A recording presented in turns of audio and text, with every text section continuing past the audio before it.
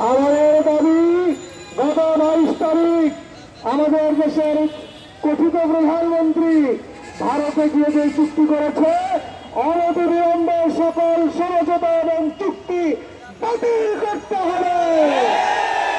বাংলাদেশ সমুদ্র মানচিত্র দিয়ে ভারতীয় ট্রেন চলতে দেওয়া হবে না, হবে না। তিস্তা আমাদের যে ন্যায্য পানির হিস্সা বাংলার জনগণ বিশ্বের চর্মনের নেতৃত্বে আমরা সে আমাদের অধিকার প্রতিষ্ঠা করেই ছাড়ব ইনশাআল্লাহ।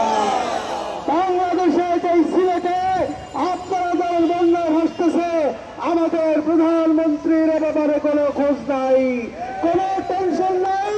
সে চুক্তি করে বেড়াচ্ছে কিভাবে আমাদের এই লাল সবুজের মানচিত্রটাকে ভারতের হাতে তুলে দেওয়া যায়। অনতিবিলম্বে সকল চুক্তি বাতিল করতেই হবে। আর বাংলাদেশে যে সকল দুর্নীতিবাজ রয়েছে অনতিবিলম্বে চিহ্নিত দুর্নীতিবাজদেরকে গ্রেফতার করে বিচারের আওতায় আনতে হবে। জনগণের টাকা জনগণের কাছে ফিরিয়ে দিতে হবে, অন্যথায় আগামী দিনে বিশ্বের চর্মনের নেতৃত্বে যে কঠোর কর্মসূচি আসছে, কর্মসূচির মাধ্যমে বাংলাদেশের টেকনাফ থেকে তেঁতুলিয়া পর্যন্ত জনগণ বুঝে উঠবে, দেশ অচল হয়ে যাবে ইনশাআল্লাহ।